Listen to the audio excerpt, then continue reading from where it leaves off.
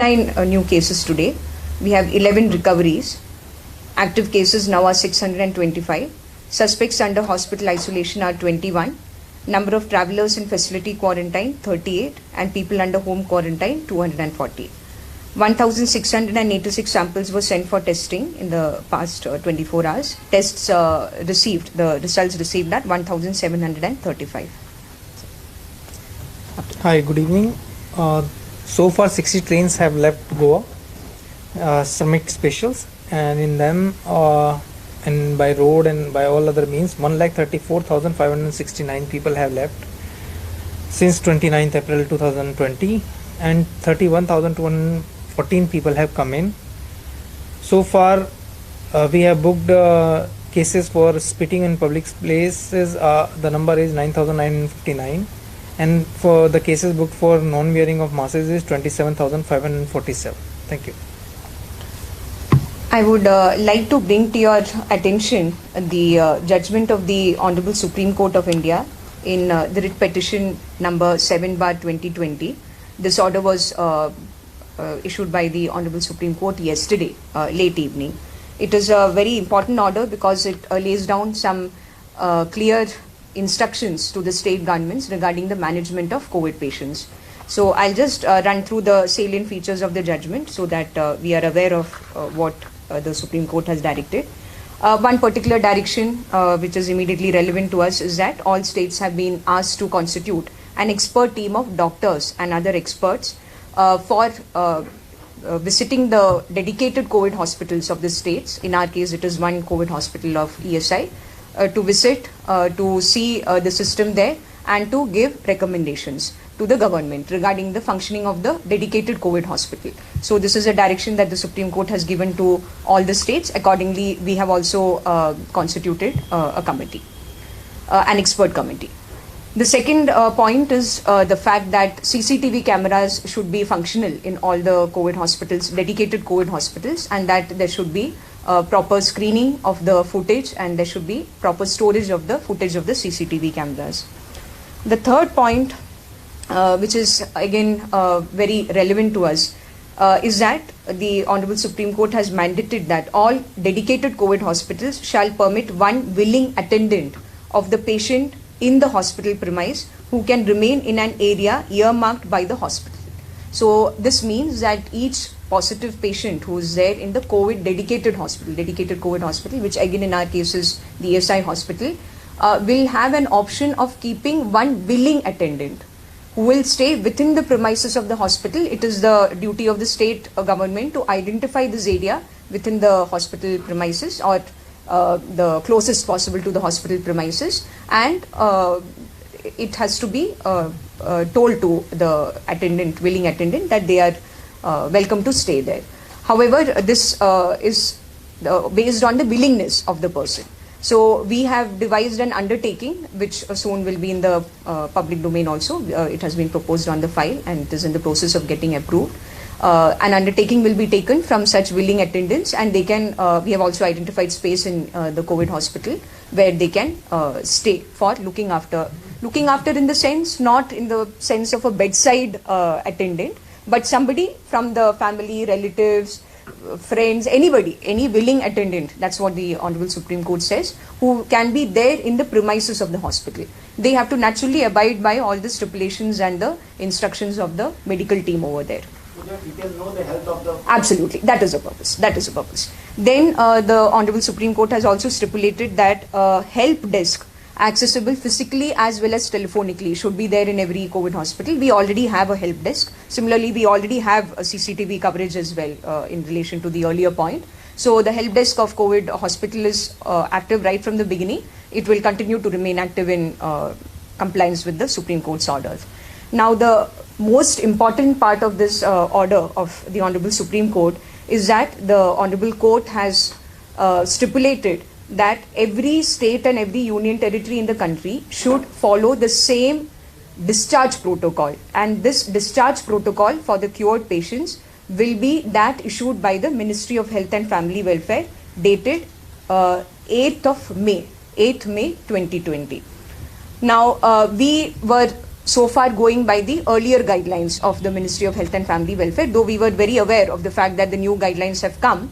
But our state government had taken a call that we will continue, like some other state governments, we had taken the call that we will continue with the earlier guidelines. But now it becomes binding on every state and union territory of the country to follow the uniform revised discharge policy of the Health and Family Welfare Department issued on the 8th of May. And accordingly, the Honorable Supreme Court has directed the Union of India, Ministry of Home Affairs to issue appropriate directions in exercise of their powers under the Disaster Management Act. That order of MHA is awaited. We have not yet received it. However, I would like to throw some light on what this revised discharge policy means in practical terms. What it simply means is that testing will be done before declaring a patient as cured only in the case of severe patients who were at one point severe, who had severe conditions, who were serious, and then of course naturally their conditions have become better. That is when you decide, the doctor decides to test them again to see whether they are still COVID positive or not. Only in those cases, and that too one test before discharge, before declaring that person cured, the policy says after clinical recovery and after the patient is tested negative once by RT-PCR. This is in the case of patients who were at some point severe, who were serious. In the case of all other patients, and what is extremely relevant to us is asymptomatic patients. Asymptomatic patients, mildly symptomatic patients, the Honorable Supreme Court has stipulated that the discharge policy should be in line with what the ministry proposes, which is that if for 10 consecutive days, if a person is asymptomatic, person is exhibiting no signs of COVID symptoms, then the person without any test should be declared cured and should be told to move on 7 days of home isolation, 7 days of home quarantine, you can call it. So this is what the policy of the Ministry of Health and Family Welfare is, dated 8th of May. And as the Supreme Court order has come now, it becomes binding on all the states and the union territories. We will of course wait till the MHA order comes, because the direction specifically is to the Ministry of Home Affairs to issue the necessary guidelines, instructions under, not guidelines, instructions under Disaster Management Act to the states and union territories. Once that comes, we will also have to do compliance with both the MHA order as well as the Supreme Court directions. Thank you. Any update about Chimbel? There is a containment zone. Yes. In Chimbel, ward number? Shirin ward. Yes, that is right. And I think, if I'm not wrong, it is ward number 7. Ward number 7 of Chimbel has been declared as the containment zone. We are continuing our testing there. We are keeping very close monitoring, not just in Chimbel, but in all our other micro-containment and containment zones. So we are closely watching the situation. Every day we are taking swabs, we are testing them. So yes, we are definitely vigilant about this particular containment zone. Ma'am, we wanted to know a little about why some villages and some towns are being clubbed together in the health bulletin. For instance, Margao and Beki, we put the numbers together, right? We just needed a little clarity about why it is being done. And also Chinchini and Ambeli. That the only thing could be that the cases are related there. There is absolutely no other reason. That is the only reason why. I'm just looking. In fact, yes, you are right. Madgaon and Beti is put together, and then, well, in today's thing it is different, which will come to you. This is a draft that I'm looking at. So the only reason would be that they are linked. If they are not linked, I will check with my team. If they are not linked, I will definitely ask them to bifurcate it, because naturally you need to know the exact numbers. I'll tell them that. one question I have, these days we are having a lot of recoveries. So if a person from a containment zone is recovered and he may not have a second home anywhere else, so will government provide accommodation, or will he have to see where he cannot live? Yes, before that I stand corrected. I was just checking. It is ward number 5 of Chimbel. Shire village, Shire ward of Chimbel village, part of ward number 5, that is Shire Chimbel village. And then of course even the house numbers are there in the detailed order that Collector North has issued. Yes, you are talking about the cases where somebody doesn't have the facilities. Now you see, at the time of discharge, the person can definitely confide with the doctor and tell the doctor that he or she has a practical difficulty. If this is brought to the notice of the doctor, definitely we will make arrangements for that. We are not going to tell them, no, you take care of yourself. If a person has a genuine problem, we will definitely take care of that. And whether the recovered person can go back to his home, which may be located inside the containment zone. Well, the discharge policy is very clear about the fact that whoever is declared cured has to be sent on a home quarantine for 7 days. Containment zone specifically, I'll have to take a look because there is a separate containment strategy. I'll take a look at the containment strategy provisions regarding returning back of cured patients. About the CCTV, who is going to monitor those CCTV footages? There is already a setup in ESI hospital whereby the security in charge has the access to that. In addition to that, we are already stipulating to the in charge of COVID hospital that there should be a team constituted for monitoring. Ma'am, you mentioned that the expert committee has already been constituted. Yes. Has it been notified to you? It will be notified definitely by before Monday. About the fund in the panel, 29,000 and you said 27,000 for this. So total amount, Can you repeat the question, please? total amount for the violation of not wearing the mask and Okay. splitting. I can 100 rupees is the fine, so you can say 27,54,700 for not wearing of mask, and if you want even the total fine collected so far for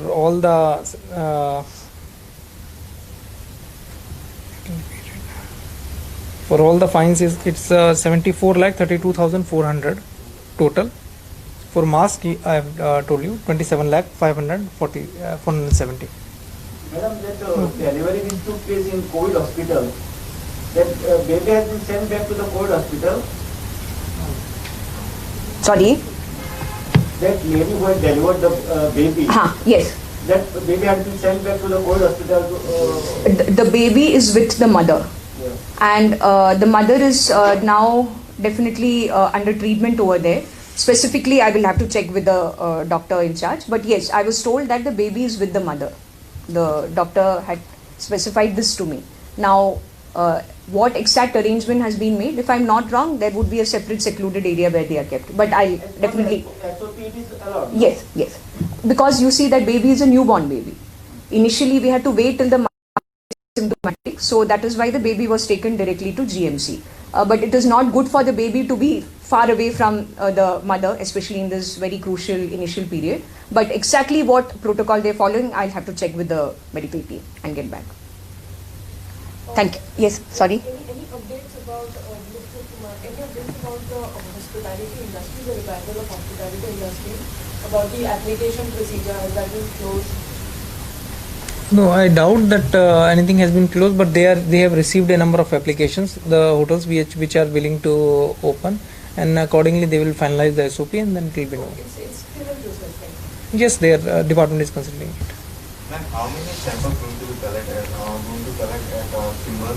I cannot give you a number, but as many samples as the IDSP team feels should be collected will be collected. Furthermore, the collector's team, the deputy collector, the punch, all these people are actively surveilling in that area. Whatever suggestions come from them that, okay, this particular area we need to take tests, that is a strategy we are following, apart from what the IDSP team feels has to be done. So any particular request coming from the punch or the ward member, in all our containment zones, we have been doing that. Same will be followed for Chimbal. Any travel of that forwarding that patient? I'm not specifically aware of the facts of the Podvorim case as such. That person is 70 years old and we don't have any travel. I'm not aware of the specificities of that particular case of Podvorim. Thank you.